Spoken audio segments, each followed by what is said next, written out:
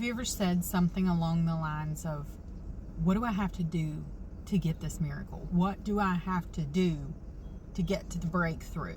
Just tell me what to do, God, and I'll do it. But you got to tell me what to do. Because I know I sure have. I have been there. Okay, but here's what I learned. It is not about what you do. It is about who you are and who you belong to. Let me break it down a little bit, because I know that a lot of times we'll see testimonies, right? And it's like, this person says, oh, I fasted for my husband for 3 weeks and he had a complete life change. Or, oh, I prayed for this person for 5 years and this thing happened. Or, yada, yada, yada. People do something and they see a result. So a lot of times I think that we're tempted to try and duplicate that. Okay, if I want what they have, if I want that result, I have to do that thing.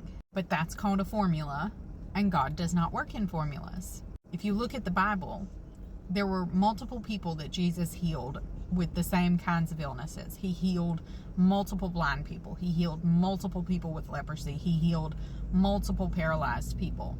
But the way that he did it each time was completely different. So what that means is he doesn't operate in formulas.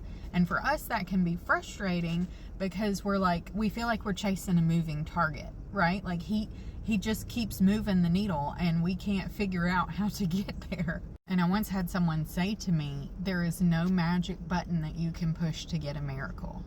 So then how do you get the miracle? How do you get the breakthrough? Here comes the revelation. Watch this. When you do things like fasting, like praying, like worshiping, you are not trying to get yourself closer to the miracle. What those things do is reminds you of two things: who God is and who you are in him. Because once you remember those two things, the miracles come to you. You no longer have to chase them down. You're like Snow White with the animals. They just flock to you. Why? Because you're operating in your identity. You're operating in your authority. You remember who God is to you, and you remember who you are to him. And so your flesh is no longer in the way. If you are looking to your circumstances, if you are thinking, this is impossible, I need a miracle, if you are fearful or worried or anything like that, then that's a good clue that you're operating in your flesh. So in order for the miracle to be able to come to you, you got to get your flesh out of the way.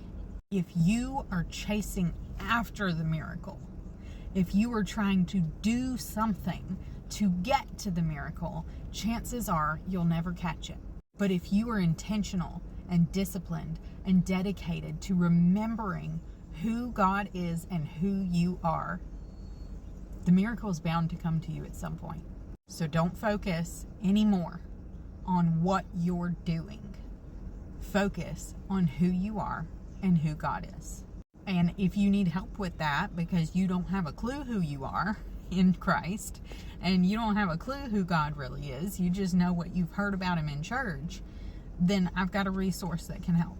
I wrote this book, 7 Days to a Life of Limitless, after 3 years of deepening my relationship with God, figuring out who he truly is and who I truly am because of him. And it's not a long read, but it's got a lot of meat in it. So if you need to find out God's identity or your identity, I would highly encourage you check it out. I also wrote a journal that goes with it that's 120 question prompts. You can ask God questions and write his answers down below to deepen your relationship with him and practice hearing his voice. These are both available on TikTok Shop, on Amazon, or on my website, yourfriendcaitlin.com. However, I will only be signing these books until the end of the year, unless you buy it on my website. But TikTok Shop copies will no longer be signed after the end of this year. So, I love you guys. Remember your identity, and go have a blessed day.